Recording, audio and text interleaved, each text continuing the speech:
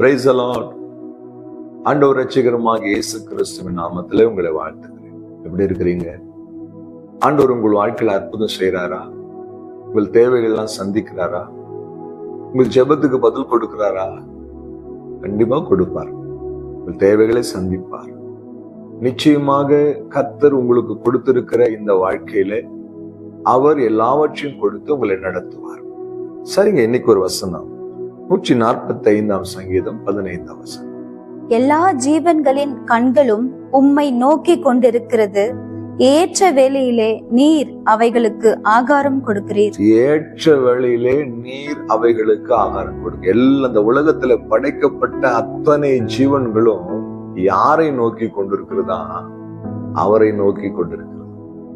நான் சிறு பிள்ளையா இருக்கும் பொழுது என்னுடைய பாட்டி சொல்லுவாங்க, அதிகாலை நேரத்துல இந்த குருவிகள் 5 மணிக்கெல்லாம் நல்ல அழகாய் கத்தும். நிறைய குருவிகள் எங்க வீட்டில் இருக்கிற மரத்துல அது உட்கார்ந்து கொண்டு ரொம்ப அழகாய் கத்தி கொண்டிருக்கும்.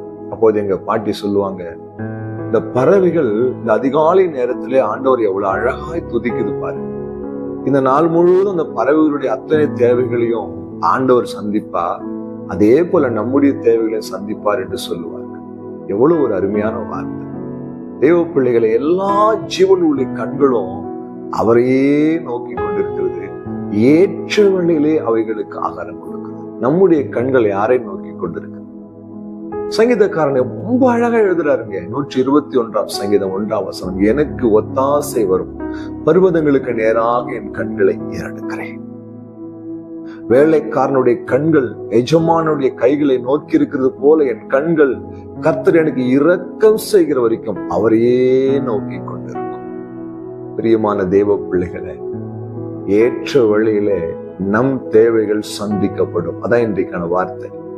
ஏற்ற வேளையில எப்படி அந்த ஜீவனுக்கெல்லாம் தகப்பன் ஆகாரத்தை கொடுக்கிறாரோ, அவருக்கு ஏற்ற வேலை தெரியும். அவருக்கு எப்ப எதை எங்கெங்க யாராரு கொடுக்கணும்.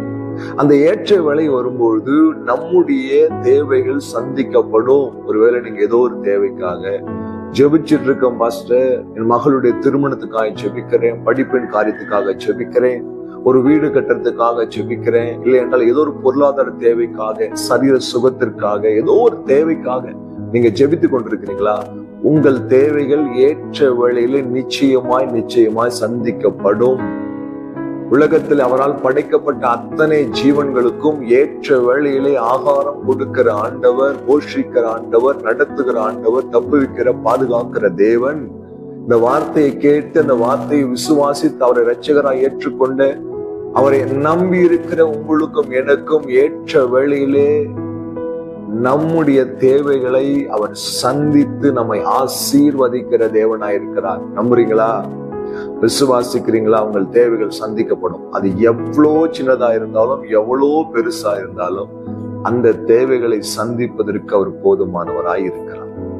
25 லட்சத்துக்கும் அதிகமான ஜனங்கள் வனாந்திரத்தில் வழிநடத்தப்பட்ட போது அத்தனை பேருக்கும் ஆகாரத்தை கொடுத்து, இறைச்சியை கொடுத்து, தண்ணீரை கொடுத்து, நல்ல அழகான கால சூழ்நிலையை கொடுத்து, அக்கினி சமூகம் மேக சமமாய் நின்று பாதுகாத்து தேவைகளை சந்தித்த ஆண்டவர் உங்கள் தேவைகளை என் தேவைகளையும் சந்தித்து ஏற்ற வேளையிலே அதை நிறைவேற்றுவார். நம்புறீங்களா? விசுவாசத்தோடு ஜெபிப்போமா? இன்றைக்கு பெற்றுக்கொள்ள போகிறோம். அன்பும் இரக்கமுள்ள நல்ல ஆண்டவர், இந்த வார்த்தைக்காய் ஸ்தோத்திரம். அப்படி குமாரனாகிய இயேசு கிறிஸ்துவின் நாமத்திலே ஜெபிக்கிறேன். ஏற்ற வேளையிலே நீர் படைத்த ஜீவனுக்கு ஆகாரம் கொடுக்கிறேன். உம்மால் தெரிந்து கொள்ளப்பட்ட தாயின் கர்ப்பத்திலே ஆண்டவரை உருவாக்கி பெயர் வைத்து இதுவரை நடத்துகிற உங்களுடைய பிள்ளைகளுடைய தேவைகளை ஏற்ற வேளையிலே சந்தியும் நிரப்பும் காத்துக்கொள்ளும். இயேசு கிறிஸ்து நாமத்தில் பிதாவே, ஆமென். ஹல்லேலூயா. God bless you.